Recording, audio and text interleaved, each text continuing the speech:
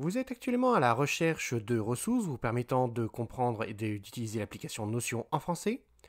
Je suis Jérémy et dans cette vidéo, nous allons voir ensemble comment créer des formules complexes.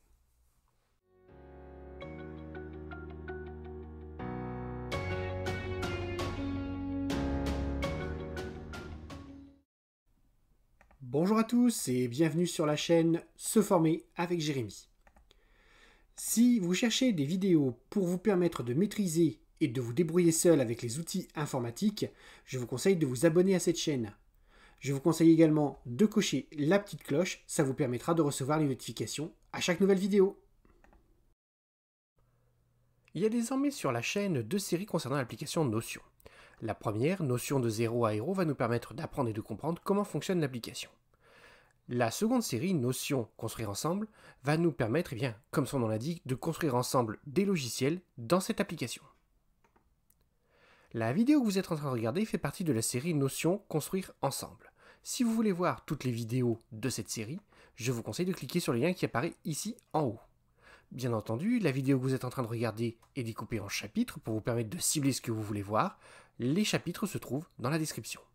Si vous désirez utiliser la playlist Notion de 0 à Héros, le lien vers cette playlist se trouve également dans la description. Bon, assez discuté, passons à la pratique. Donc dans cette vidéo de la série Notion Construire ensemble, on va donc voir comment créer des formules complexes, et pour cela nous allons utiliser toutes ces formules. Donc slice to number, from timestamp, date add et format date. Alors le cas qu'on va voir ensemble. Imaginons que dans votre base de données, vous avez un identifiant à chaque fois de ce format-là. Donc vous avez des lettres, des chiffres, etc. Mais vous avez surtout en fait une série de chiffres qui correspond à l'année, au mois et au jour. Ce qu'on veut faire, c'est extraire ces informations pour en faire une date. Alors première chose qu'on va faire, c'est qu'on va appliquer la formule slice sur la propriété. Donc là, la propriété s'appelle ID. On va essayer donc de séparer les jours, les mois et les années. Le problème, c'est que la formule slice, on va obtenir du texte. Donc pour le transformer en nombre qu'on pourra utiliser, il faut coupler ça avec la formule toNumber. On va faire ça 3 fois pour extraire le nombre de jours, le nombre de mois et le nombre d'années. Alors, une fois qu'on a ces informations, je vais faire une ligne de temps pour qu'on puisse un petit peu plus comprendre. On va utiliser la formule timestamp qui va nous permettre d'obtenir en fait une date de début. Alors timestamp, c'est quelque chose qui permet d'utiliser le temps Unix, je ne m'attarderai pas trop sur le sujet, mais on va mettre en fait le timestamp 0 qui va nous permettre d'obtenir le 1er janvier 1970.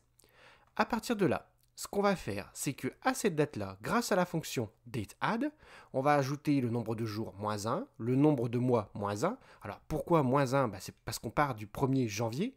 Donc si je rajoute par exemple 20, je ne vais pas obtenir 20 mais 21 si je ne retire pas moins 1. Donc nombre de mois, nombre de jours, et le nombre d'années, en fait, ça dépend bien entendu si vous avez une année, dans votre cas, sur 4 chiffres ou sur 2 chiffres. Moi, dans mon cas, dans l'exemple actuel, c'est sur 2 chiffres. Donc je vais prendre le nombre d'années que j'ai sorti de mon identifiant. Je vais rajouter 2000 pour obtenir l'année que je cherche, et moins 1970, parce qu'en fait, je ne pars pas de l'année 1900, mais je pars bien de 1970. Donc je calcule la différence entre les deux que je vais rajouter. Je vais donc obtenir à ce moment-là la date qui m'intéresse, mais vous voyez que le format n'est pas franchement intéressant. C'est le format anglo-saxon qui n'est pas très compréhensible chez nous. Donc ce que je vais faire, c'est que je vais appliquer là-dessus une formule format date pour formuler le tout en jour, mois, année, comme on a l'habitude chez nous. Bon, assez discuté, passons à la pratique. Ok, donc maintenant qu'on a expliqué un petit peu comment on va faire, je vous montre ici donc une page que j'ai partagée, je vous mettrai le lien de la page dans la description. Vous voyez ici, donc j'ai résumé le problème, le principe qu'on va utiliser, donc c'est ce que je vous ai montré au début de la vidéo. Maintenant on va passer à cette étape-là, qui est le calcul décomposé. Donc à chaque fois, qu'est-ce que j'ai fait ? Je me suis assuré, donc j'ai mis dans la première colonne donc le format qui m'intéresse. J'ai ensuite donc calculé le nombre de jours, donc je vous montre, c'est ce que je vous ai montré tout à l'heure, toNumber et slice, donc 5, 7, donc c'est-à-dire en fait si je commence au 5 que je ne prends pas, donc je commence à la valeur numéro 6 et je prends jusqu'à la 7 inclus, ce qui me permet de sortir les jours. Je fais pareil pour les mois et les années. Maintenant que j'ai ces 3 informations, je vais sortir aussi la 4e information dont j'ai besoin, c'est l'origine comme je vous ai montré tout à l'heure. La formule là est très simple, c'est from timestamp 0. Je prends la valeur 0 pour trouver une origine. Maintenant que j'ai mes formules, mes formules de base, j'ai mes données de base que j'ai extraites de ID et des informations que j'ai besoin au niveau du système, je vais en faire des formules complexes. Donc ajout des jours, donc c'est très simple, je prends la propriété origine et je lui rajoute une journée moins 1. Une fois que j'ai fait ça, je prends l'ajout des jours auquel je vais ajouter les mois. Une fois que j'ai fait ça, je prends ajout des années auquel je vais ajouter les mois. Une fois que ça a été fait, j'ai appliqué ici la formule format date dessus. J'aurais pu rajouter une nouvelle colonne, mais bon, au niveau de l'esthétique, ça rendait pas terrible, donc j'ai préféré l'ajouter ici à cet endroit-là. Mais j'aurais pu faire ajout des années et rajouter encore une colonne derrière, mise en forme, pour obtenir le résultat final qui m'intéresse. Donc là, on est d'accord qu'à partir d'ici, le résultat final est complet, ça m'intéresse. Vous voyez qu'ici et ici, c'est le même résultat, parce qu'en fait, là, c'est la formule simple, d'accord, où j'ai tout décomposé, où je me base sur les différentes colonnes, et vous avez à côté, ici, la formule complexe, qui me permet en fait d'obtenir tout à partir uniquement de la colonne ID. Ça, c'est ce qu'on va essayer de construire ensemble. Alors, comment on fait? Première chose à faire, donc moi j'utilise une page Notion, il n'y a pas besoin de faire autrement. On utilise une page Notion dans laquelle on va copier-coller toutes les formules qu'on utilise à l'heure actuelle. Donc on a jour, mois, année, origine, ajout des jours, ajout des mois, ajout des années. Je reprends en fait ici en texte toutes les formules qui se trouvent ici dans mon tableau. Comment on va construire la formule? C'est très simple. On va prendre la formule qui nous donne le résultat final, qui nous intéresse, donc celle-ci. Je la copie. Bon, moi, je fais CTRL-C, mais vous pouvez faire un clic droit copier. Je la colle. Voilà. Maintenant, la propriété ajout des mois qui se trouve ici. Celle-ci, là.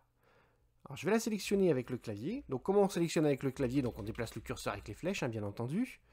Donc, je déplace le curseur jusqu'à arriver à la dernière parenthèse. Je te prends la touche Maj que j'enfonce et voilà, je sélectionne la totalité de la propriété. Vous pouvez faire exactement la même chose, bien entendu, avec la souris.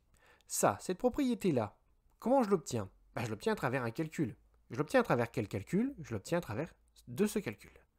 Donc je prends tout le calcul qui me donne la propriété ajout des mois, je la copie. Je reviens ici, je prends la propriété ajout des mois. Je m'assure bien entendu de ne prendre vraiment jusqu'à la dernière parenthèse. Faites attention de ne pas prendre la petite virgule qui se trouve ici. Je colle ce que je viens de copier. Voilà. Maintenant, vous avez ici la propriété année. Alors, la propriété année, comment je l'obtiens? Je l'obtiens en fait à partir de cette formule ici qui est la formule année. Donc, je vais prendre la formule année. Je copie, CTRL-C. Je colle à la place de la propriété année. Voilà. Maintenant, je rebalaye à nouveau ma formule. Donc, je balaye ma formule, format date, add date, bon, ça c'est bon. Propriété ajout des jours. Et propriété mois. Donc là, ici, je fais référence à des propriétés qui ne sont pas l'identifiant que je veux utiliser. Donc, ce que je vais faire, c'est que je vais prendre ça, propriété ajout des jours. Ça, c'est une formule que j'ai calculée, ça. Où est-ce que ça se trouve? Ça se trouve ici. Donc, ce que je vais faire, c'est que je vais prendre ça. Je le copie. Et je vais à nouveau remplacer ici. En faisant bien attention de ne pas prendre la virgule. Je remplace en faisant un CTRL-V. Maintenant que vous avez compris le principe, je vais accélérer un petit peu la vidéo.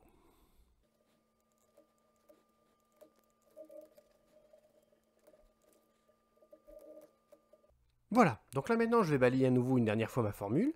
Donc je balaye en fait, regardez les propriétés, donc propre et propre, quelque chose entre parenthèses. Et si jamais je trouve autre chose que propre ID, donc l'identifiant, ça signifie en fait que j'ai utilisé une formule pour le faire. Et donc il y a quelque chose à remplacer. Je balaye la formule complète. Écoutez, pour moi là on est bon. Donc en fait, maintenant que j'ai terminé, j'ai ma formule complexe. Ce que je vais faire, c'est que je vais la prendre, je la copie, et je m'en vais la coller ici, dans le final. Résultat des courses, tout ce qui se trouve ici entre les deux, donc jour, mois, année, origine, ajout des jours, ajout des mois, ajout des années, il suffit simplement de le supprimer. Et là, je me retrouve donc avec l'idée et la formule complète, complexe, qui me permet de calculer la date à partir de l'identifiant. La petite astuce derrière, c'est que j'ai ma base de données qui est à côté, donc qui va être créée avec l'identifiant, etc. Ce que je vais faire, c'est que je vais prendre une base de données à côté, dans lequel je vais créer les données que je vais utiliser, comme par exemple l'idée, d'accord? Je vais créer la totalité de ma formule, ce qui fait qu'en fait, les deux données qui vont servir dans les deux tableaux sont strictement identiques, puisque je ne me sers que de l'identifiant, et j'aurai simplement à aller dans ma base de données réelle pour coller cette formule. Ça va me permettre, en fait, cette base de données qui se trouve ici, toute la page que vous voyez là, ne sert en fait que pour proposer ce calcul décomposé, qui va être en gros une base de données sacrificielle. Elle va me permettre en fait de préparer mon calcul pour ma base de données réelle que j'utilise tous les jours. Voilà, cette vidéo est désormais terminée. Si vous désirez avoir plus de vidéos ou si vous avez des idées de vidéos qui pourraient vous intéresser, n'oubliez pas de me laisser un petit commentaire. N'oubliez pas également de cliquer sur le pouce vers le haut, ça encourage toujours. Je vous dis donc à bientôt et surtout n'oubliez pas que la seule question idiote, c'est celle qui n'est pas posée.